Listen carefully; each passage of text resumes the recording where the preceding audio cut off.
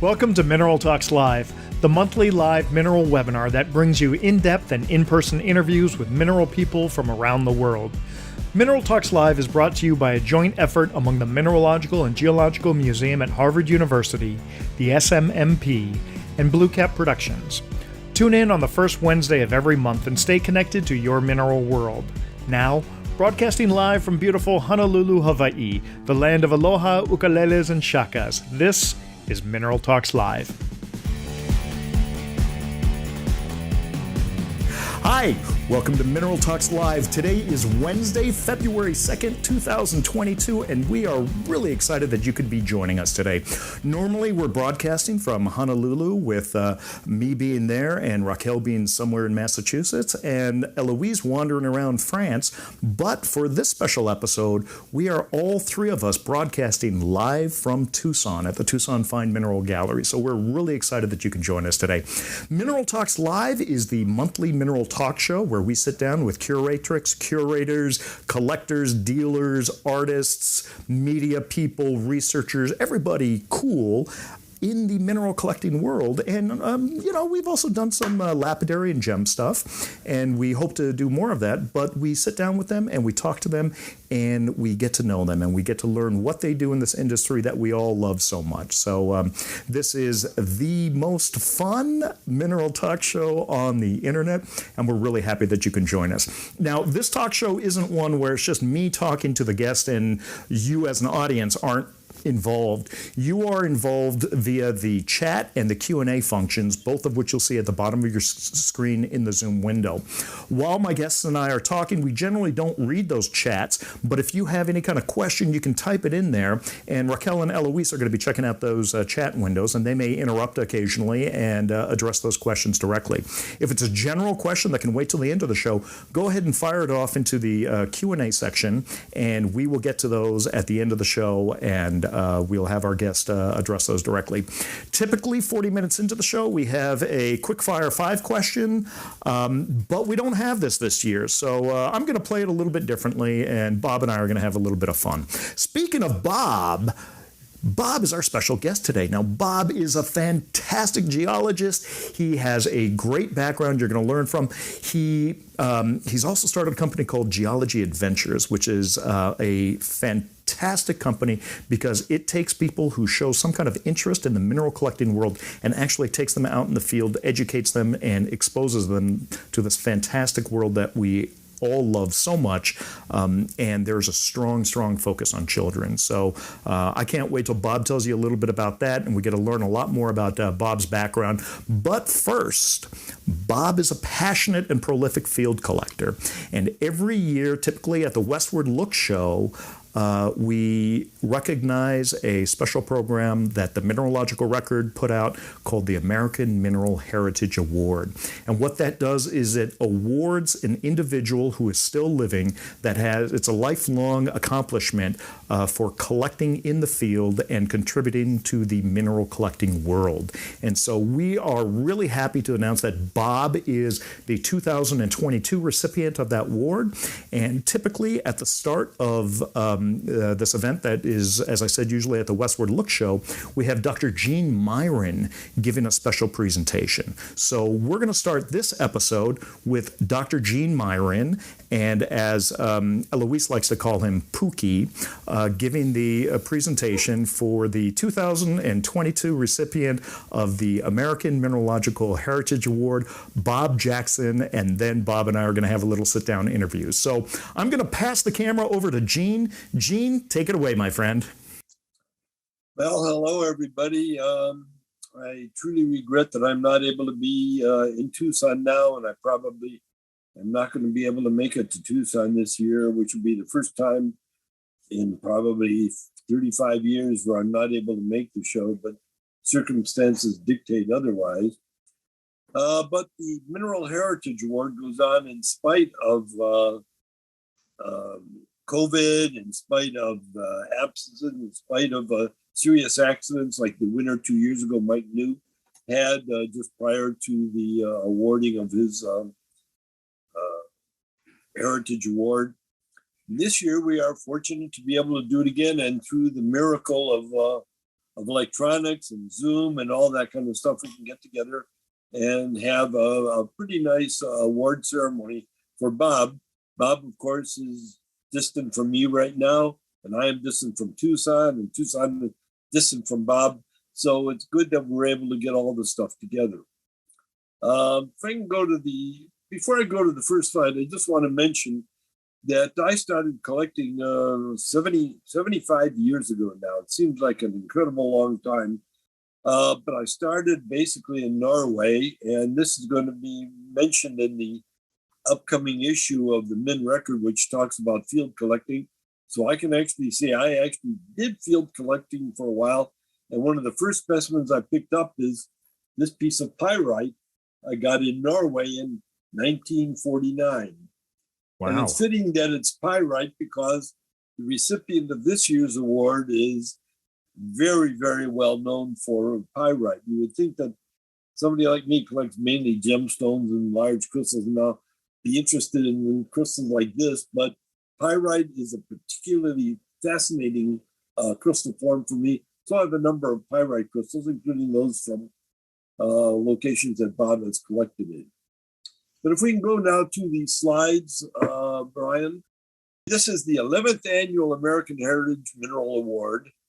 It is one that I helped set up with Wendell 11 years ago. And Wendell provides an award, and there's an article that will come out in the Min Record about this. But you can see here the committee of people who understand the value and the beauty and the rarity of great minerals. You can see the committee, which includes a number of the award winners.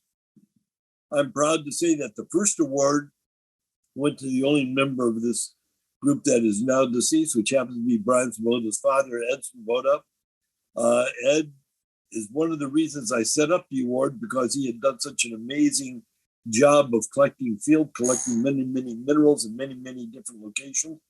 Wendell and I decided to put this award together, and here we are. So you can see the award winners and the committee members. Next slide, please. This is the actual award recipients, and you see at the bottom the final name there is Bob Jackson in 2012. And surrounding all this are just pictures of the amazing specimens that have been collected by these particular individuals at one time or another. And they are among the greatest mineral specimens ever assembled. And these came out in the last 20, 30, 40 years. So it's a tribute to the collecting facility of these people that they were able to bring these specimens out and populate collections and museum displays with such fine specimens. Next slide. Now there's Bob Jackson, and on the left is a picture. I have to admit that Bob is the winner, and the picture on the left is probably a surprise to Bob, since it's not a picture of Bob.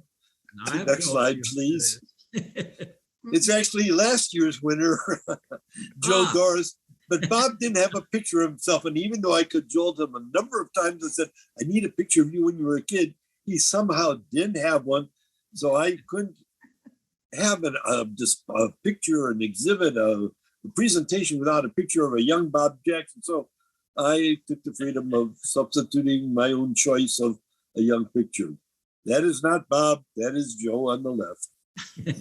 Anyway, Bob is our award winner. The next slide. Now, why Bob? Why do we choose the winners? How do we come about the criteria? And the criteria, as Brian mentioned earlier, is that a lifelong passion for collecting over many years, collecting of fine mineral specimens, and having pulled them out of the cavity or the ground or the quarry or whatever by your own hands. So, if you go to the next slide, there are two ways to build a collection. There's the Bill Larson way, which is he charges a reasonable sum for a nondescript specimen, and the people to whom he tries to deal with object, of course. And in the next slide, you see that we come to terms that he has sold another one of the finest of everything that has ever been sold. And I have parted with all the money on the table, and I can build a collection that way. That's one way of building a collection. There is, fortunately, another way. Next slide. And that is the way of Bob Jackson, who does what he did on the left, crawling into these holes, digging around in the dark, getting muddy and bitten and dirty, and then pulling out these wonderful specimens, such as the amethyst that is shown on the right. And this is why Bob has been chosen for the American Mineral Heritage Award as a recipient for the American Mineral Heritage Award. He has done this, and he has done this many, many times in many, many places. Next slide. I was trying to put together a map, and I finally got tired of putting together a map, so I just chose the western side of the United States for some of the locations that Bob has collected in. And I want to point out that not only collected, you have to have collected personally these things, but you've had to pull out great specimens from these places. And you've had to do it over and over again over the years. This shows some of the places on the west coast of the United States that Bob has collected in. And the next slide shows even more of the places all over the world. And in fact, as Bryan pointed out, Bob has set up geological tours to many of these places, and he takes people both on educational and collecting trips to these locations in order to pull out these wonderful specimens that now populate so many collections, such as mine, and just about anybody who is a serious collector of minerals has specimens from Bob Jackson. So this is just a wonderful list of things that Bob's done, traveling the world, pulling out great specimens. Next. Fortunately, it's always easy. You know, you can just get pieces of equipment and you dig in there, and you know, all of a sudden the specimens just come tumbling out. And you pick out the few good ones and you sell them to collectors and all that. But it really, I think, and Bob will talk more about this when he's interviewed by Bryan, it's serious hard work in unforgiving places. Next slide. But when you do this hard work, you pull out specimens such as this particular quartz and pyrite specimen. And he has done this, in this case, in the Denny Mountain, Washington, one of the locations for which Bob is most well known. You can see the collecting and the results of the collecting. Next slide. But you have to do it over and over again. So here's more of Denny Mountain. And the next slide. We'll show one of the other places in Arizona where he dug out these wonderful specimens. Location I didn't know much about, even though I lived in Arizona for 25 years. I never knew much about this. I've been to Tombstone, of course, but I did not know about this location. And these are very, very, very attractive specimens. Next slide. And of course, when I was collecting species, I had to have a specimen from this particular mine of the barites. And Bob collected there and probably pulled out the barite that I once owned many, many years ago. And so again, different locations, great specimens from each of these, which now populate all the world's museum collections, as well as all the world's collectors' collections. Next slide, please. I have a pet parrot, as does Gail Spahn. We both love our parrots. And other people have dogs and cats. We used to have dogs and cats. Bob is, that's less animate object that he is petting there. It's one of the specimens that he is like. So, well, people like pets. Bob likes rock. By the way, Bob, you can answer as a trivial question when you get to the interview of whether you have animals as well. Next slide. And this is one of the best realgars that has come out from the West Coast. This is one that Bob pulled out a number of years ago. And again, you start to get the idea of the profusion of different kinds of species and specimens, sizes and quality that Bob has picked up during his passionate years of collecting. Next slide. There he is again at another place in Montana with the little gem. And this is another one that has turned out specimens. that I have in my collection. It's hard to be a collector and not know of or have heard of Bob Jackson, which is why he's a fitting recipient for this year's award. Next slide. And you can see some of the crystals that have come out of that particular location. Next slide. Just wonderful. And I have a passion. I love scepter quartz and twin quartz and all kinds of funny quartz crystals. And I just love these kinds of specimens. And I wish I had been able to dig out these kinds of things. Next slide.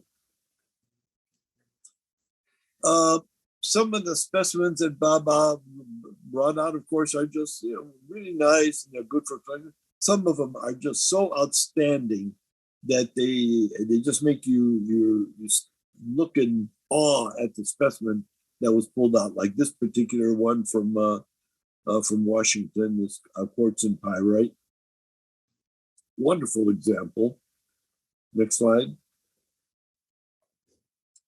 Bob at work at the Spruce Ridge, digging out things. And again, this is, as Bob will attest to, I'm quite sure, really hard work, really tough, hard work, often very dangerous places. Next. And some of the specimens that are pulled out as a result of all this. As I have a fascination with pyrite because it comes in so many beautiful forms. The explanations for why these crystals come out in these different shapes, from pyridahedrons to cubes to octahedrons and so forth, is a study in its own. And the reason you see the striations on the faces of the pyrite crystals is one of those things that people write scholarly papers about. Next slide. A moment of relaxation after a hard day of collecting in one of the rugs. Next slide. Now, as was alluded to earlier, Bob has also done a lot of stuff with kids and with adults and with a lot of people, taking them on collecting trips and educational trips all over the world. And I think it's a tribute to the passion of Bob Jackson that he has been able to do this and do it successfully and actually build a business out of being able to do this. So this is another reason why he was chosen as the American Mineral Heritage Award winner. Next slide. Some more of the stunning specimens that were pulled out. The one on the left is a specimen that used to be in my collection. Just such a stunning pyridahedron sitting on top of a quartz crystal cluster. So, question, did he deserve the award? Yes. More of his specimens. Next slide. More of his specimens. The one on the left is, from a point of view of a crystallographer, is just an intriguing, beautiful, beautiful specimen. And then the ametrine specimens from Bolivia. There's a cut one that's not one of his collections, but it's just to show the beautiful specimen, the beautiful trillium that has been cut out of the kinds of things that Bob found. So we think that Bob is well deserving. The next slide, please. So the 2022 American Mineral Heritage Award winner, Bob Jackson. But now, this is Brian's show and he has questions. He said that he's going to dispense with some of the questions and things because of the location from which they are doing the thing. But I had a question, which is that, Bob, you have collected in many important places. So if we can go to the next slide. They are not only important, they are dangerous. So here's a teaser for Brian Swoboda to pick up on. Bob, on one of your trips, you had some fairly dangerous encounters with fairly dangerous animals. You are wise and expert in being able to avoid the dangers associated with these animals, but you had one particular instance where I guess at night, some dangerous creature infiltrated your campground and frightened you. it might have been a Bigfoot encounter. You never mentioned to me whether or not it was. But perhaps in the question and answer period, you might address this particular incident and tell people how you managed to survive this dangerous encounter, which left all kinds of strange animal marks that really got you into a position of a defensive position. So I'd appreciate it if you defend yourself during this question and answer period. Bob, congratulations. Back to you, Brian. All right. Well, Bob, huge congratulations. Really, really happy for you. Let's go ahead and spotlight my camera. There we go. Congratulations for you. Really proud for you. You well deserved. I'm going to give you a chance I'm going to assume that for a moment that a Bigfoot encounter was not Gene Meieran at night. And I'm going to give you a chance to answer that question first, and then you can respond to being the recipient of this year's award. So go ahead, Bob. All right. Well, no, I have never seen Gene Meieran in the field when he resembled Bigfoot, but I've seen him other times in the field. And I'll tell that story a little later, but okay. But I thank you so much for the award. I am very proud to have received it, and somewhat humbled when I look at the other group of people who have received it as well. It's a very nice group to be part of. Thank you so much. Well earned, and I couldn't think of a better people to join that group. Bob, as you know, what I like to do on the show is turn back the clock a little bit, and so I want to go back to your time growing up in the 60s in New Jersey and how you first got interested in the mineral collecting world. So what was it that first grabbed your attention, whether or not you even remember the particular specimen, and how that led to your life now? Well, I don't remember the particular specimen, but I remember a particular person. When I was 11 years old, I had a summer job that I created myself. Most of my jobs I've created myself. I had a summer job mowing lawns in our neighborhood.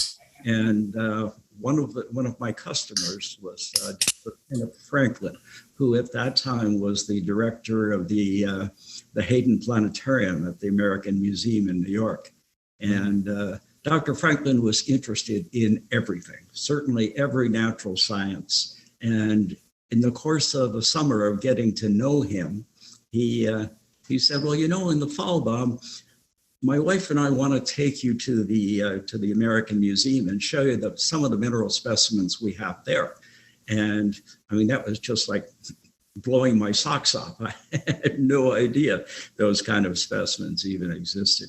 My very first collecting in New Jersey was at a couple of quarries. The most well-known one at the time is called Snake Hill. Name. It actually was the home of an insane asylum way back. So it was actually very apropos for mineral collectors. Yes. Yes, I am living proof. Now, you spent some time over with Dick Houck at Franklin. Tell us about that and how that influenced you. Well, just meeting Dick was great for me because Dick is, about 10 or 15 years older than me. And so I was very new to mineral collecting at the time, and Dick knew everybody and where to go. And so I just kind of became his sidekick for a while. And we had a wonderful time together, and I learned most of the do's and don'ts about collecting, how to use the tools and how to, of course, we had way different tools then than we have now, but how to basically do some heavy work gently. And that's the whole crux of mineral collecting right there. We're looking at pieces that are stuck in a mountain or in a quarry, and they are very fragile. And if we damage them at all, they have no value. I mean, just right. A little nick on a museum specimen would make it not a museum specimen. So I had the good fortune to learn a lot of collecting techniques from Dick. And they've just continued through my life, and I've had so many mentors and so many other people that I've learned from. It's just been a wonderful ride. Now, for a while, you went down the dark path of journalism, and then you ended up doing a little time in Vietnam in the Navy. But when that was over, you kind of saw the light and came back into mineral collecting. Tell us about that journey there. Well, that journey isn't exactly correct. It's okay. I was never in Vietnam. I was drafted during the Vietnam War. Gotcha. Okay. And just my good luck, I never went to Vietnam. Instead, I spent 2 years in the New York City area, working for an outfit called Navy Mars, the military affiliate radio system. The people who run Navy Mars, believe it or not, believe that if all communications in the U.S. Suddenly go to pot in a war situation, radio operators would take over. And my job was getting together a bunch of ham operators into groups that would continue a communication link. Fortunately, that has never happened, but it was most interesting setting it up. I could imagine that would be critical in that kind of situation where communication's down and this is independent of any kind of infrastructure. So when you finished that, how did you didn't just get into mineral collecting, you got into field collecting. And I think a lot of people may mistake that they are the same, but they're really not. There's a little something extra that drives the field collector. I know my father, was obviously one. So how did you make that transition into field collecting? Well, I guess the most important part of it was getting my driver's license in New Jersey. I could get out on my own. But I started field collecting when I was about 14. And, depended on friends and friends of friends and family to cart me around to East Coast localities like Herkimer, New York, or Franklin, New Jersey, or Ellensburg, New York, and places that were either old mining areas or where there was highway construction. I think I got 2 years worth of collecting out of when the route I-80 went through the Watchung Ridge in New Jersey. And the Watchung Ridge quarries have produced beautiful things for years and years. And when the highway went through, more material came out in those 2 years than I think of the 100-year history of Watchung Ridge quarries. So there were just every weekend, there were just mineral specimens flowing out of the highway cut everywhere. And so that's where I met people like Dick Houck and Neil Yedlin, some others whose name don't come to me right now. Anyway, it put me in a much larger group and at a higher level of collecting than I'd been on my own. Wonderful. Now, you also did the transition of becoming a claim owner. And I know we've got a bunch of great photographs of some of the claims that you've worked. Do you remember what was the first claim that you took over? And it almost seems like that started a whole trend. Is that a correct observation, or yes, tell me about that? Yeah. So that trend that it started was the first place that I had a claim was in what's now called Spruce Ridge in Washington. Its name back then was the Spruce number 16 claim. And that's because all of the mining claims in this valley, the middle fork of the Snoqualmie River Valley in Washington, were filed by, filed by a big mining company back in the 50s. And so they were all numbered. There were 192 claims in the claim group. And wow. I met a fellow, he was about 90 years old at the time. His name was Don Gilbreth. And so I went collecting with Don. I asked him if I could have permission to collect on his claims. And he said, well, sure, young man, just come on over here and we need to go up this mountain together. So Don and I started taking a walk up this mountain. Now, he was in his, I'm guessing, early 80s at the time, and I was in my mid 20s. And we got to a place where there was essentially a crevasse in the rock, just a crack in the rock that Don led me to the edge and just casually jumped across 3 or 4 feet of free space. And now this is a guy in his 80s, and I'm a guy in my 20s, and I'm getting to the edge, and my knees are knocking. No way in hell I'm jumping across that, man. And he's, oh, come on, So anyway, he convinced me, and I went across to the other side with him. And that is the group of claims that were the first claims I owned. And actually, Don Gilbreth was such a good friend. He gave me the first couple of claims I owned in the Middle Fork. And then when he died about 10 years later, he left me quite a few more, including spruce, in his will. And I had to deal with some other members of his family that were not all that knocked out about him kind of adopting me, but it all came out in the end, and I think everybody's happy today. Terrific. Well, let's talk about spruce a little bit. Spruce was one of the chapters that was included in the American Mineral Treasures book that came out, what was that, 2008, 2009? Yeah, I think 2008. Yep. Oh, yeah, okay, I think you're right, 2008. And for those who are unfamiliar with that book, and I believe you can still find copies, I think it's out of print, but you can still find copies on the market. It focused on the most important mineral claims in the United States of America. And Gene Meieran was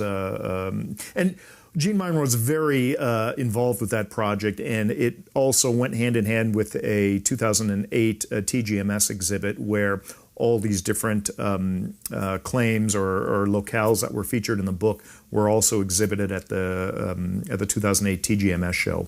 So you wrote the chapter for spruce. Tell us a little bit about spruce. Tell us a little bit about spruce, and maybe we can look at some photographs of that I have. See this, Brian? Oh yeah, there we go. Perfect. This is the book. Carol's going to help me handle it here. Thank you, Carol. I'm not used to holding heavy books at arm's length in front of a camera. I guess that was obvious by the way it was bouncing around. Well, I mean, but that book it's a fantastic book, and it's getting pretty close to what some people would call a lap breaker. It's so rich with photographs and information. Yeah. But let's talk a little bit about spruce. Tell us about your involvement and how that became just so iconic for a classic American mineral locality. Well, spruce is an outgassing breccia, so it's a cliff that looks like a sponge. The sponge being expanded, into the holes in the sponge being 4 to 6 feet across and maybe 20 feet long, and all of that is mineralized. So when you first walk up to spruce, you see kind of a rusty cliff and all of these holes in the rock. And the very first day I was there, I had gone up with one of the profs I had at the University of Washington. And so my geology prof and I walked up to spruce, and I was like, hey, Doc, what do you think of this place? And he was like, wow. How did you get access? And so I told him how I got access. And anyway, I collected a piece that summer. That was, I can't tell you the date right off the top of my head. But anyway, I collected a piece that I liked a lot. And I brought it to show the prof. And I said, so, Doc, what do you think of this piece? And it was a perched pyrite. And when we get to looking at more pictures, or if you can grab one of the pictures, Brian, you could show from the spruce section, you can see that it's got a perched pyrite on a quartz plate. Let me switch that. This is not a perched pyrite. Oh, here's a good shot of a perched pyrite. Yep. Yeah. That one I am in the process of repairing, or I was when the photo was taken. Very often the pyrites come off of the quartz that's supporting them. There's a layer of goethite or limonite underneath, and that absorbs water. And so they essentially rust themselves off the quartz crystals. But this is certainly how they formed and how they were when I collected them. So anyway, I took a rock, something like this one, a little smaller, to show to my prof and said, "Hey, Doc, what do you think of this?" And he went, "Do you want to sell it?" "No, I don't want to sell it, Doc. It's the coolest thing I've ever found." And the next thing he said changed the route of my life. He said, "How about $5,000? Now, this was in this was in the early 1980s. That's some serious money back then. It certainly was. Yeah. And I kind of reordered my life at that point and went into Your next question was, is that in cash? It probably was in 1980. I knew you were quite clever. Yeah, well, seeing as how I couldn't have imagined that this thing was worth $5,000 at the time. Of course, today you could add a zero to that, but at the time I was a college kid, and I collected this pretty rock, and I was anxious to show it to my prof, and the idea that someone could make a living doing this just had never entered my mind. That is amazing. That is such an incredible story that a professor would offer such a huge amount of money for a specimen at that time. I mean, that a professor even had that amount of disposable income in 1980. I don't know what else he did for a living. Well, we don't talk about that. Nah, we won't go there. Bob, let me pull up a couple other specimens from spruce, and you can go ahead and tell us about that. Sure. About these, rather. This is a piece. This came out in 2012 or 2013, and you can see that there's a crack through the middle of the matrix. So it's got beautiful quartzes and pyrites. Everything is pristine on the piece. No obvious breaks, except right down the middle. There's this big crack. It would be very hard, despite how much Gene has told us he likes pyrite. I doubt that someone with a collection like Gene's would want a matrix piece that has a big cleft through the middle. It looks like somebody broke it. In fact, it broke shortly after it formed, and there were actually calcite crystals growing in that cleft, but it made an ugly specimen. So here, this is what's happening there is I'm cutting that specimen in half with a diamond saw, a drop saw, actually. And so as long as the blade of the saw stays well away from the crystals, when the trim is done, no one will know that it's been sawed in half. That's right on. Kind of the art of trimming. And sure, it just makes it look natural again. Yeah. Let me pull up this next photo, and a little bit blurry, but you can kind of really get the idea of the combination of the pyrite and the quartz with the beautiful striations on the faces of the pyrite there. Yeah, and this is the size I collect. Okay. This is a small cabinet, and I collect miniatures and small cabinets. And frankly, the reason I do that is when I started working spruce, we were in a zone that produced huge pieces that weighed 50 or 80 pounds, or even 110, I think was the heaviest we ever took out. And those kind of things we had to fly down the mountain by helicopter.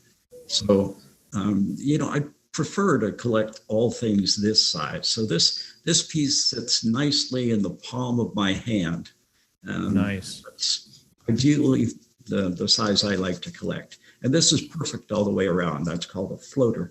So that's a floater. It's been the specimen around in the photo. You'd see that there are quartz crystals sticking out the backs of the pyrite as well. My Lord. And how many pieces do you have in your personal collection?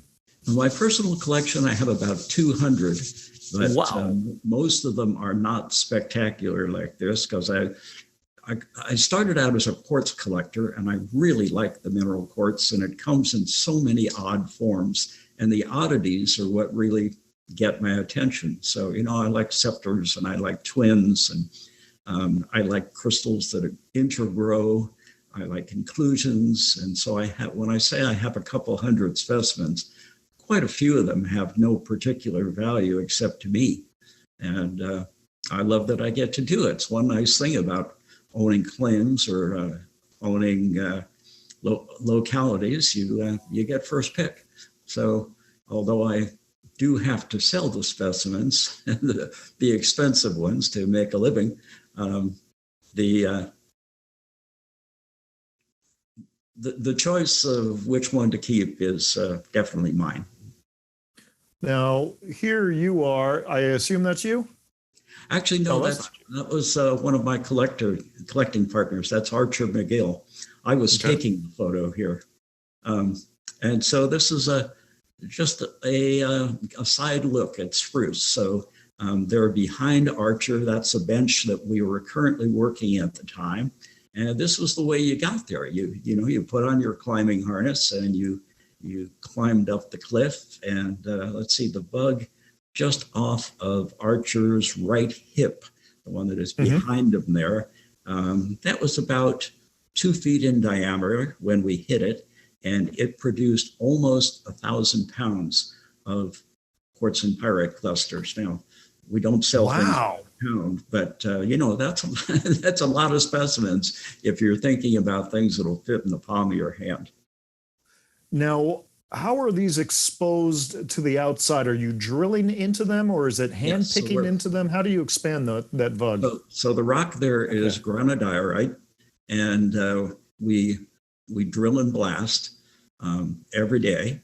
And the trick to drilling and blasting, and when you're working with fragile minerals, is to use the drill kind of like a sensory organ. So you want to be able to process the information that you're getting from the drill as you're drilling, like how quickly it penetrates the rock, or if there's any pyrite dust coming out of the drill hole. That would be a very bad thing. We don't want to see that happen. Right. The places we put the drill, the places we make the holes, are important for where the explosives go later. And ideally, we come back after a blast and we don't see any specimens laying on the ground. What we see is a maze of cracks going into the hill. And then we exploit those cracks just like anybody else with a hammer and chisel would do. So are you occasionally suspending your pneumatic drill with ropes and drilling into the side of the mountain like this? Yeah, that's where we work. Yeah. My Lord, that's not easy. No, it's not particularly easy. And it's why I did it when I was younger. I am retired from that particular part of it now. I still do the prep and I still, get to the localities, but the heavy work is definitely done by people 20 years younger than me or younger than that. Sure. Now I'm looking at this photo here, and this is, I assume that might be you kind of sneaking into a little vug there. Yep. The obvious question that comes to mind is, what brand of washing machine do you have at home? Because thinking of all the places you've explored, I mean, you either own stock in Levi Strauss or you have one heck of a machine. We actually have a party among the guys working up there at the end of every season where we burn our clothing. Oh my God, I love that. It's either it would go in some, horrible display in some detergent manufacturer's office, or it gets burned. And so we have a party and we burn our clothes. That is incredible. And of course, that kind of work gives you pieces like this. And like we saw earlier, this floater, which, this kind of thing just blows my mind, and the delicacy of those quartz. You hear the stories of how when you find, when there are all these new pieces coming out of Pakistan, you always hear the story of them having to carry it off the mountain on their back. It's not too much dissimilar to what you're doing here. You have to wrap all those pretty darn carefully and carry those down off the mountain. You had mentioned something about lifting the heavier pieces off, and I think I remember you telling me a story of a helicopter accident that might have happened during one of your adventures. Do you have a picture of that? I don't have a picture, but I remember quite well the story. Maybe you can share that with our audience. Okay, so I was working with John Medici and Sandy Ludlam at the time. This was at the very beginning of my work in spruce and other claims in the Middle Fork Valley. And so Sandy and John were flying in from Ohio, and Neil Pfaff was another partner in that, and he had already hiked up to the locality that we were going to, and which was called Katy Bell Ridge.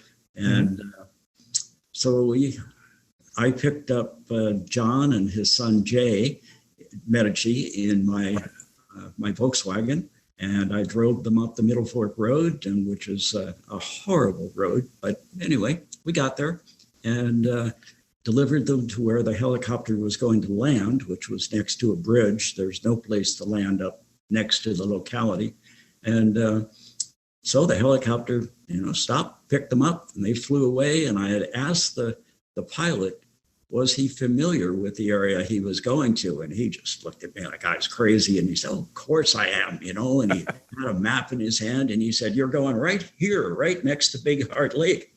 Well, the map was at a considerably different scale than what you were going to be able to tell from the air. So yeah, it said yes. So what you do is you follow the Middle Fork Valley, and then you fly up this creek called Burnt Boot Creek. And when you come to a vertical wall, you will see our blue tents on top of that wall.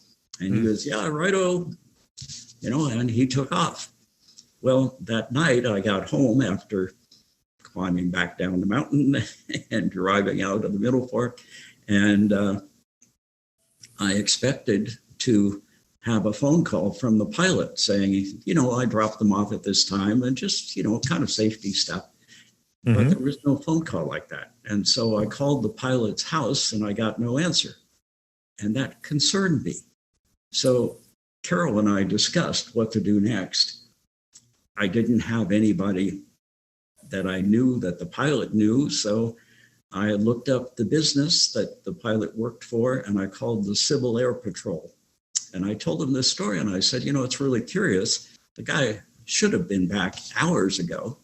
And so the long story is he didn't get back because he crashed his helicopter in a lake.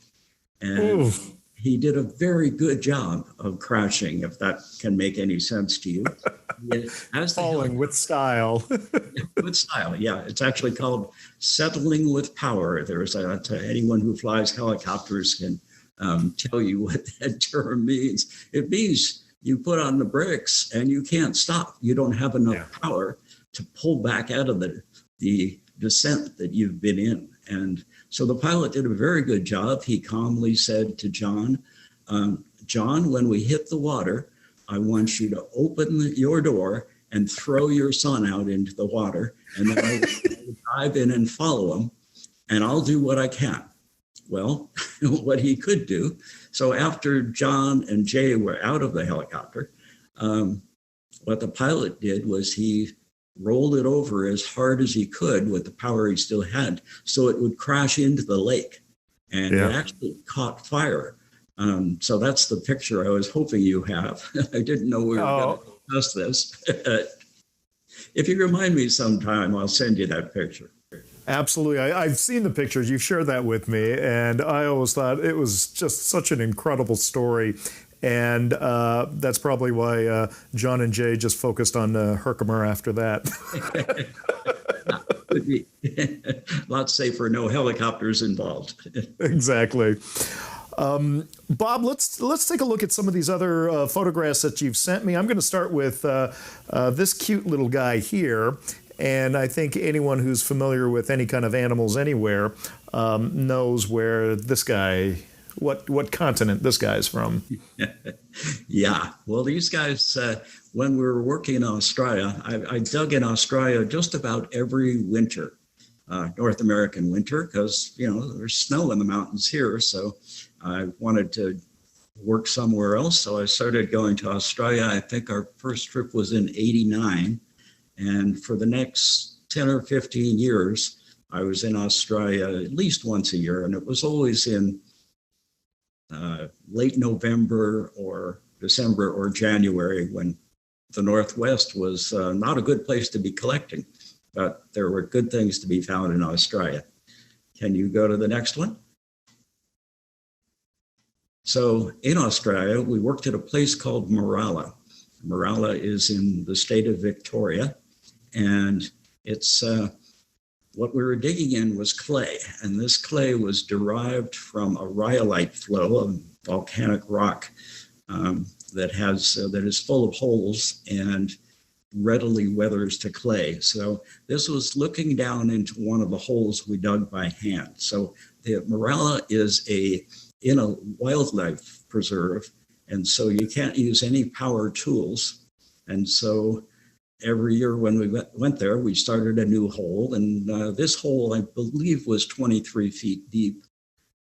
So you start at the surface and you just start going down until you start finding crystals, and then you dig into the walls of the pit. And the really amazing thing about this locality is that the clay is entirely self-supporting.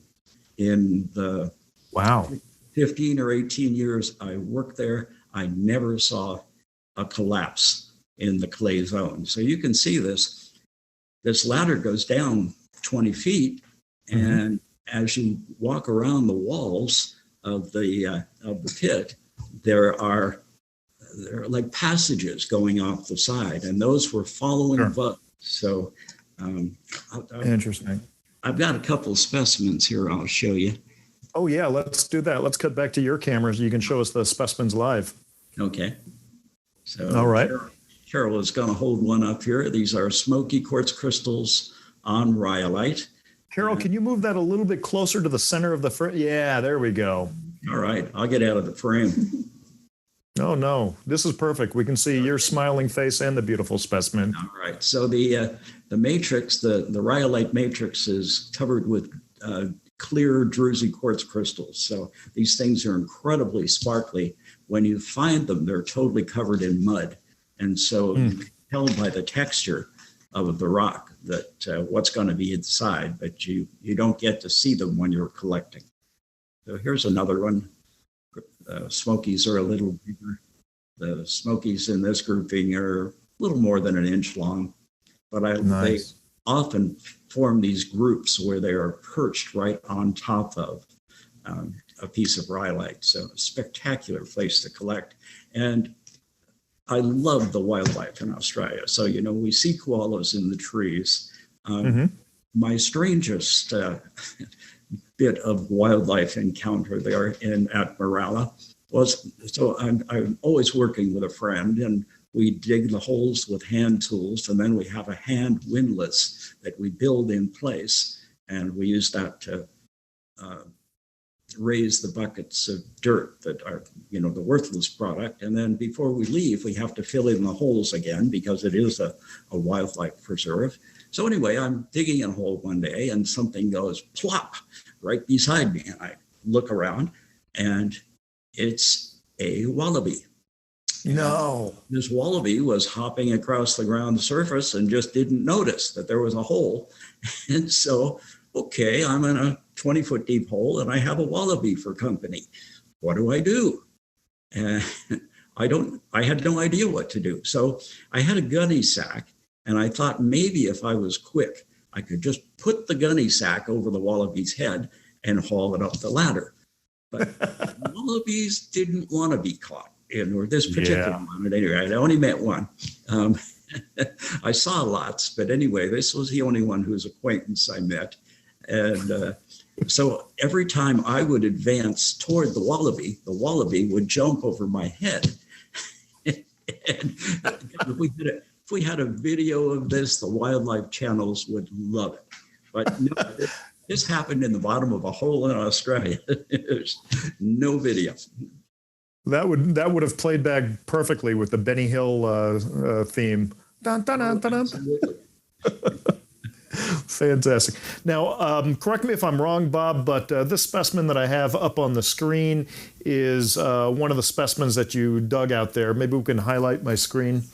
One of the specimens that you dug out there, similar to the ones that you just showed us live. Right. So this is a group. Many of the groups at Meieran are doubly terminated, and so you'll find loose groups of doubly terminated crystals. I think that one is about 6 centimeters, and the smokies are fairly clear. I kind of laugh with my friends who are mineral collectors, and that I've never worked in gem material. So, when you look at silver pick collectors like Gene was talking about in the beginning, generally people who are buying things that are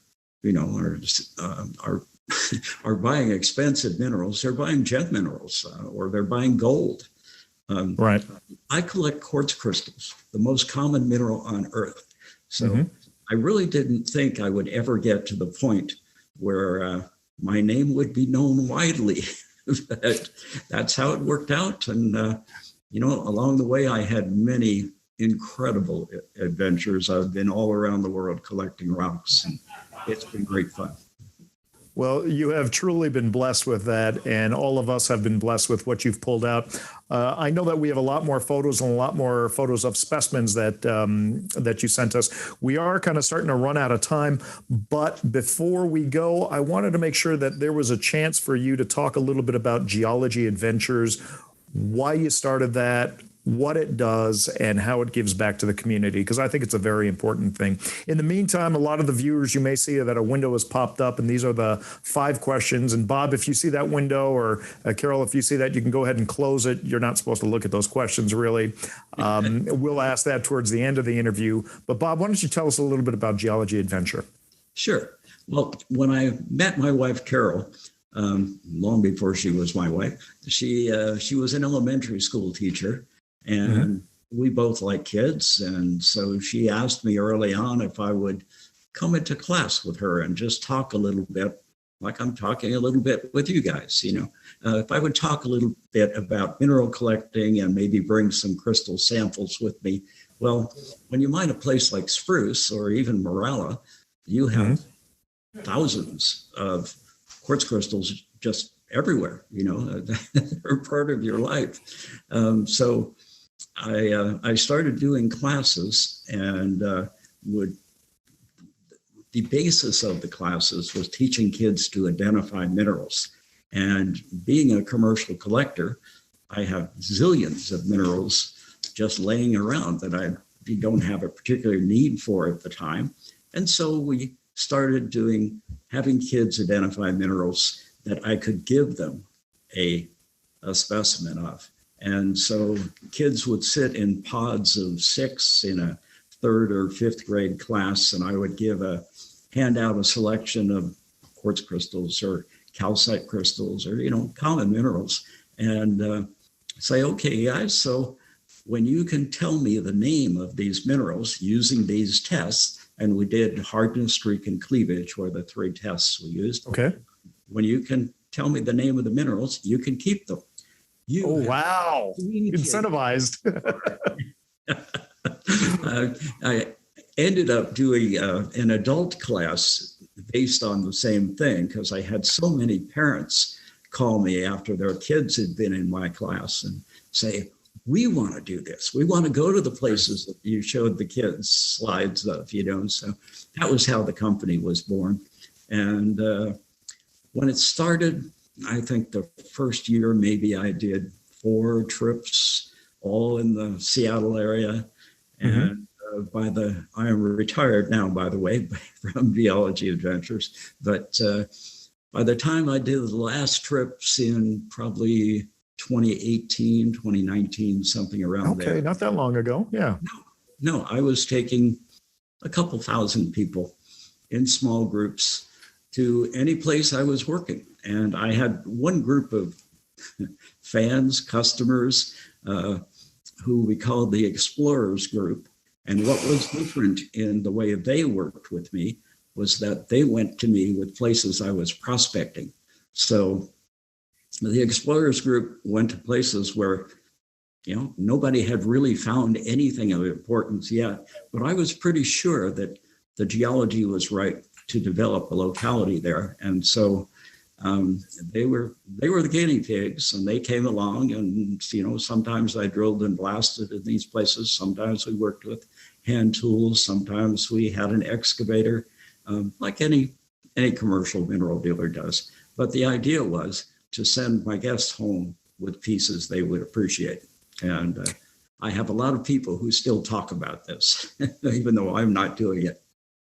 Well, the one thing I really want to emphasize is something a comment that you just made that was almost a throwaway. A couple thousand. And you were, I think, talking about the final year that you were involved with Geology Adventures before you retired. How many people do you think you've affected over the years? I really have no idea, but I would guess 10,000 people. Good God. One trip Good God. With me. We did 2-week-long trips in Spain in the last 10 years. And so we collected, the famous Navajoan pyrites. The pyrites, yeah. I was just, we had an interview with Daniel Urabari yesterday talking about the pyrites from Navajoan. And meanwhile, Raquel's ears just went up. Spain, let's go back. No, but think about that, Bob. That's, to me, what makes you such a hero. In addition to all the great stuff you've brought out, the very fact that you have created these real-life field collecting adventures for, as you estimate, maybe 10,000 people. And, even if you made a difference in 10% of those people's lives, that's a real impact that you've made to the mineral collecting community. So kudos to you, my friend. I'm very proud of having done that. And I had no idea I was going to create an industry when I started taking people on field trips.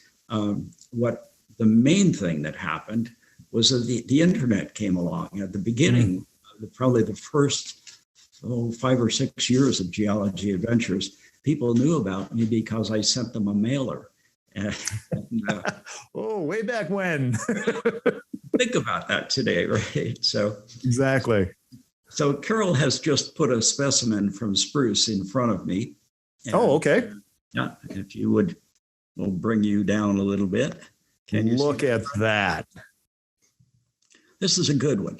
So this came, and this is bigger than I normally collect, larger than I normally keep.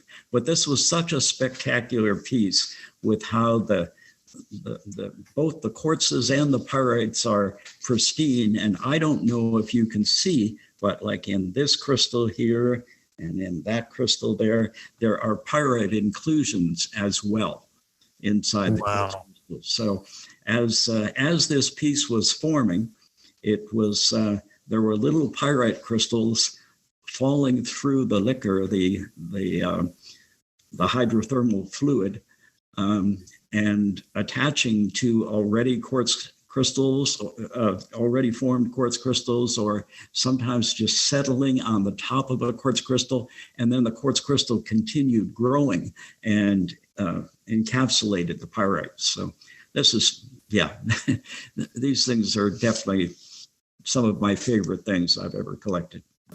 That's fantastic. And, I'll go back to the Spanish pyrites out of Navajoan. They tend to be more perfectly cubic with very few surface features on it.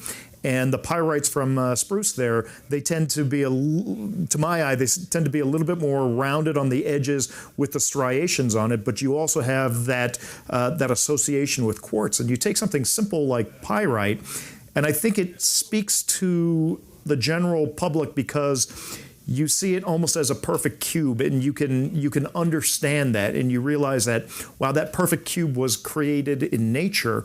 But then you just start looking at pyrites, and there is such a variety of pyrites, and especially the ones that you're sharing with us here that have that association with the very delicate, beautiful quartz, especially when they're perched on top. It's just endlessly fascinating. Yeah, so Carol is holding up a specimen. If you can rotate it, there you go. Look at that. So you can see the quartz crystals sticking out. Now, this quartz crystal was doubly terminated when the pyrite formed, because otherwise you wouldn't see one termination outside the pyrite, and there's another one inside the pyrite that the pyrite grew on. Incredible. Other thing I like about this piece is right up on top, there's that two little pyrites that kind of make the letter Z. And yeah, I collected this. I said to my partner, if we ever get to meet ZZ Top, I am going to bring this specimen along and see how big their silver pick is. You need a video of the ZZ Top guys holding that and doing the, the hand movement that they do. Yep.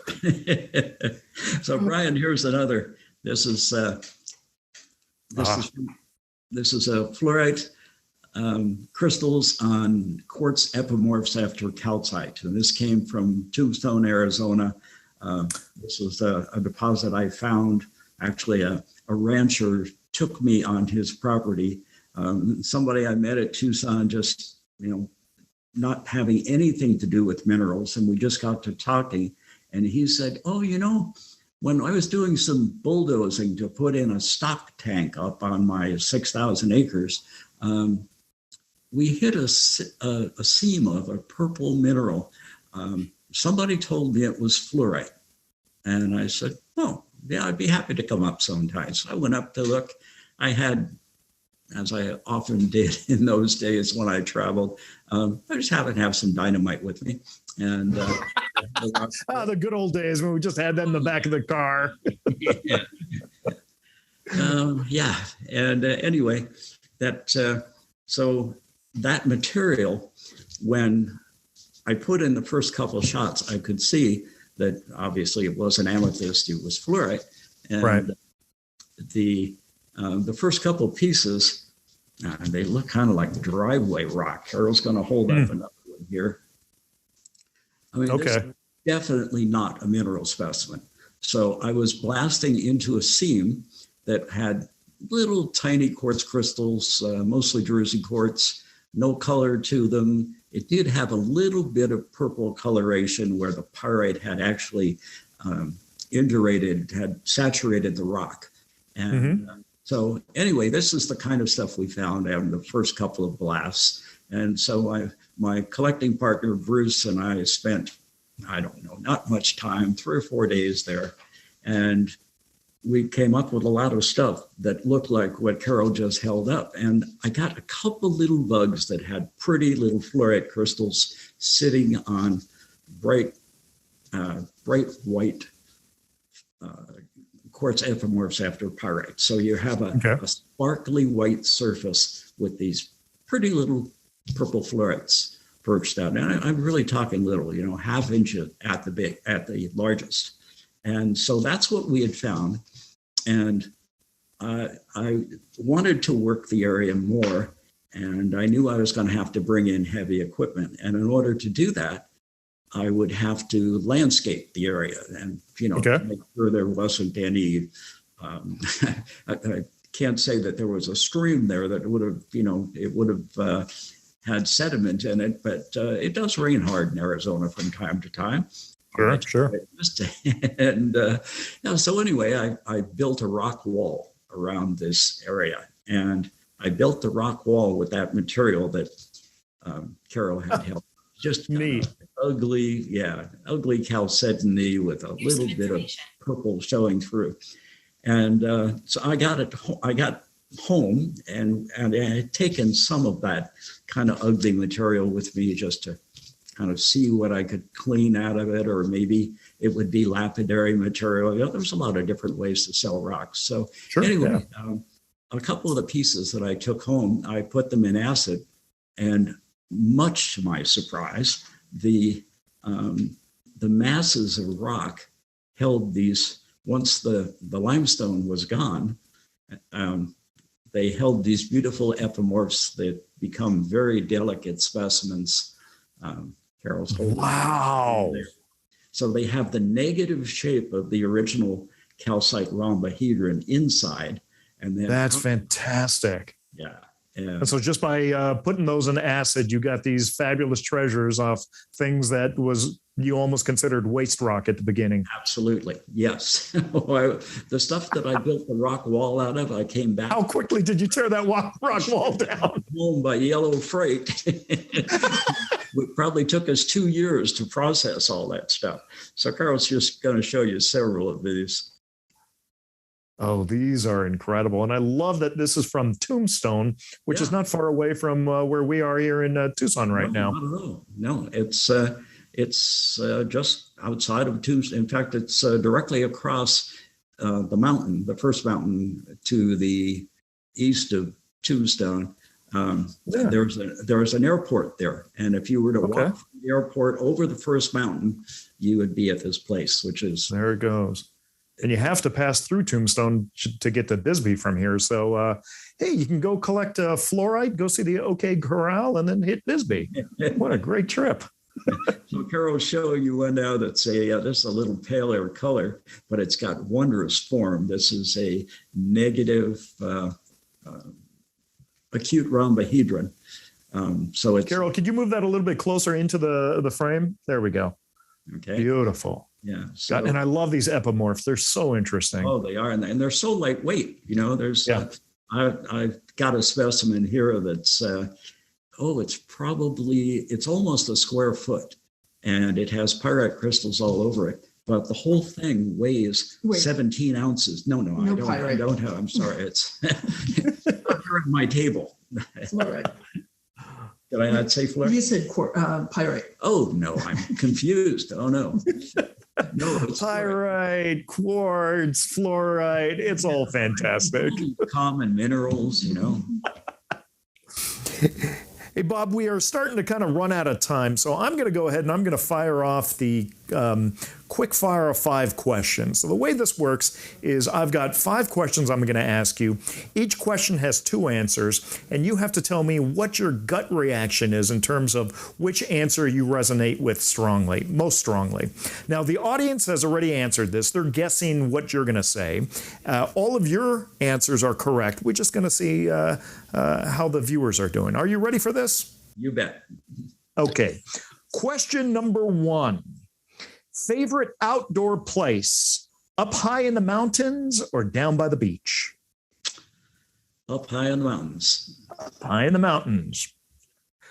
Question number 2, and this is probably my favorite question from the list. Favorite burning event, Burning Man or burning clothes? We don't have burning helicopter in there, but okay, burning clothes. Touche. So what is it? Burning clothes, I'm guessing? Burning clothing, yes. Burning clothing, okay. Number 3, favorite food, surf or turf? Turf in general. Turf in general, right on. Favorite mining region, Africa or North America? We didn't get a chance to talk much about Africa, but let's just put the question out there anyway. Africa. Africa, okay. And this is really a tough, well, maybe not so tough. I think I know your answer. Favorite mineral, quartz or pyrite? Definitely quartz. Definitely quartz. All right. Let's go to the beautiful young ladies of... Don't forget the other question about his encounter. That's right. Okay. Tell us about the Bigfoot encounter. Okay. So the Bigfoot encounter, Carol and I were camped at a Canadian locality called Chase. Chase is actually the name of the town. And there's a huge quartz vein there. And this was during the 80s when the quartz crystal movement was new. And I was selling quartz crystals from many places I mined. And I leased this little locality in Chase. And it's only maybe 2 acres. And so Carol and I rolled into there. We were going to sleep in the back of my pickup. So we probably got in at 11 o'clock at night, and all we did was walk around the back of the truck, climb into the bed, and to go to sleep. And I am a very sound sleeper. Not so much. So at some point, Carol woke me up just by kind of, tapping my shoulder. Hun. I said, oh, what's up? And she went, well, I heard something outside. And you have to know, one thing I absolutely love about my wife is that she does not spook easily. But she was spooked this night. And what am I going to do? I'm not going to say, well, go check it out yourself. That would be helpful. But anyway, I, got outside and climbed out of the truck and went all the way around the truck. I had a torch with me, a flashlight, and was looking under the truck, and I didn't see anything. There were no hoof prints. This is an area where cattle run free range, and there was absolutely nothing outside that could have made a noise. And so I crawled back in the truck and went on. I walked all the way around. I didn't see anything. And so that was that. And I got back in the truck and fell immediately asleep. And apparently Carol was satisfied and she went to sleep. I woke up at first light and Carol was awake. And I said, so babe, I'm going to get up and just have a look around the truck again. And so I did. And when I came back, she said, so you didn't find anything? I guess there was nothing to be excited about. Well, as I had gotten back into the truck, I saw that there was a print in the dust on the rear window of my pickup. And oh boy.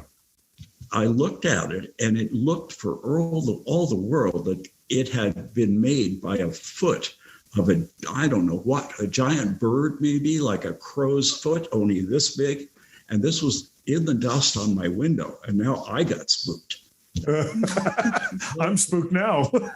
Right. So I'm getting back in the truck, and Carol's telling me, oh, I'm sorry to have awakened you in your sleep. And I'm like, maybe you did hear something. Look at this print on the window. And as I'm opening the window, returning it to its fully open position for her to see, my other hand contacts the dust, and I make the identical print that I had been spooked by in the night. So I am probably the only geologist who was afraid of his own handprint. Oh, that's classic. Perfect. That's the perfect story. All right. We're going to cut to my favorite two ladies here at Mineral Talks Live, and we're going to look at how our audience reacted. Are we ready for this, ladies? Yes, we are. If everybody can hear us fine. Jean or Bob, can you give us a thumb up if you can hear us?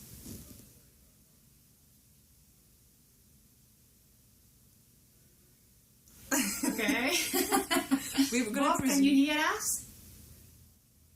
Bob, can you hear the ladies? No. Oh, yes, I do. Sorry. Okay. Perfect. All right. I guess okay. So we are ready. Thank you. They were just staring at the faces there. I know. Okay.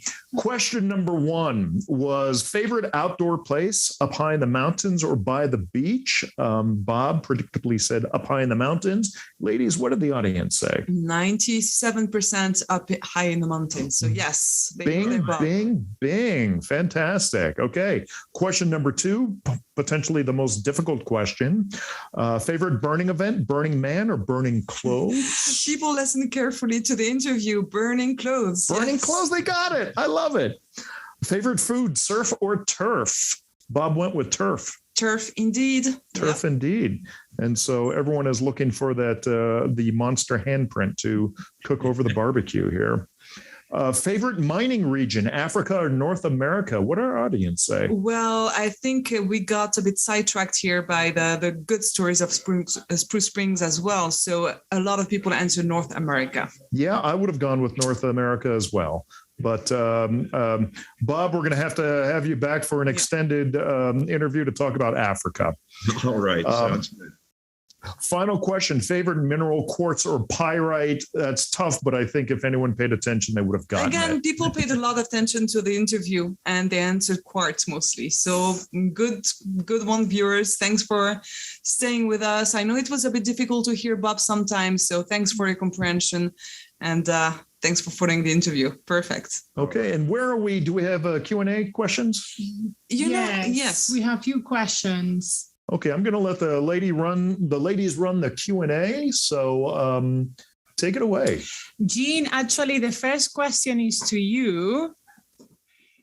Have any woman ever won or been nominated for the American award? There has been no. The answer is no woman has been awarded. No one has yet been nominated. So what do we have to do to change that? Well, I guess there are two ingredients that have to be put there. Number one is a history of collecting fine mineral specimens that have ended up in great collections and in great exhibitions. And number two is have a sponsor who nominates you, somebody that says that what you've done over your lifetime of collecting brings you into the category, such as the specimens that were shown by Bob or Brian Lees or Bill Larson and so forth. So it's those two things. There's no discrimination. The one part that bothers me about the award, which is sort of an artifact again about who the people are, is that we don't have any women on the board of the committee that decides at this time. But to get there again, you just have to have the collection, the ability, the specimens, and the history to go along with it. We have to change that. Yeah, and it was a good point as well for the board, not any woman on the board. So yes. Next question then. Yeah, so we have a question from Barbara regarding watch and rich quarries. Bob, did you ever get to the new strip trap rock quarry in Patterson, New Jersey for zeolites and amethyst? I certainly did. When I was a kid, that was one of my hangouts. I actually saw a very odd thing happen at the New Street Quarry. I was there. This was right after I had my driver's license. And so I was there and I was collecting an amethyst bug in the wall of the quarry. And there was an older gentleman who came into the quarry while I was there. And he obviously was a little upset that I was collecting this bug and he hadn't found much. And, the bug was only this big. It wasn't like I could say, oh, jump in here. I was collecting the bugs. Anyway, he just kept inching closer and closer to me as the afternoon went on. And at some point, I was going to have lunch. And I just said to him, hey, I'm going to have lunch if you'd like to take over this bug. And he went, you'd really do that? Well, of course, it's just another amethyst bug. And I had collected many of them at that point. And anyway, so he took over.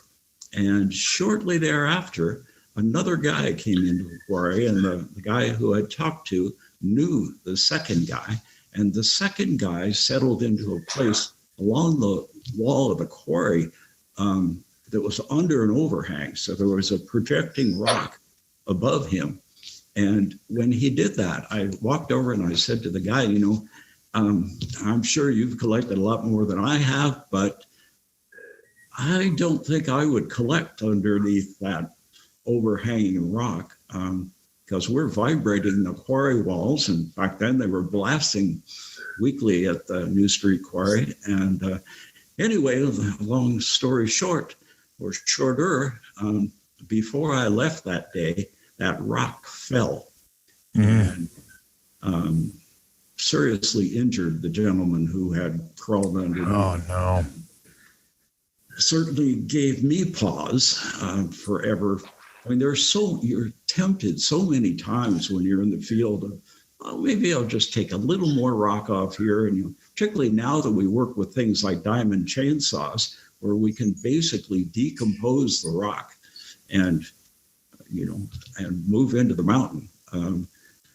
It's a really good idea to be safe when know that you're safe when you do that. Very good point. Thank you. We have another question from before, and he's talking about the spruce claim. Is there any structural controls on the intrusive breccia or more linear zones along the shears? I'm sorry, I'm having trouble hearing that question. Sorry, yes, maybe. Mike, we are trying to be at the same level, but maybe it doesn't work. So the question is about the spruce claim. Is there any structural controls on the formation of the claim, or is more the intrusive breccia along some linear zones or shears? So what's more, an intrusive process, or is more controlled by structural linear planes? Are you asking geologically? Is it more controlled by it is definitely controlled by the structure of the breccia. And so as the breccia is called an outgassing breccia, which means that as the bubble of gas that was inside in what became the breccia, as the bubble of gas rose, it actually fractured the rock. So if you can orient yourself, when you're in an outgassing breccia, they're oriented. And if you can see how the orientation was, this is where being a geologist helps. Most of the time, I'm just a rock collector. But if you can orient yourself to how it actually formed, you'll be a lot more successful collecting it. Very good. That's my question? Yes, definitely. Oh, good. And then one more question is by Stephen Bliscal. He grew up in Scotch Plains, New Jersey, graduated in 1966, member of Trailside Mineral Club. He's asking if you by any chance met each other at the show in the 60s. I'm going to ask Carol. No. I wasn't there in the 60s. Yeah, I know you weren't there in the 60s. Yeah. That's okay. I think I may have been doing things in the 60s that affected my memory.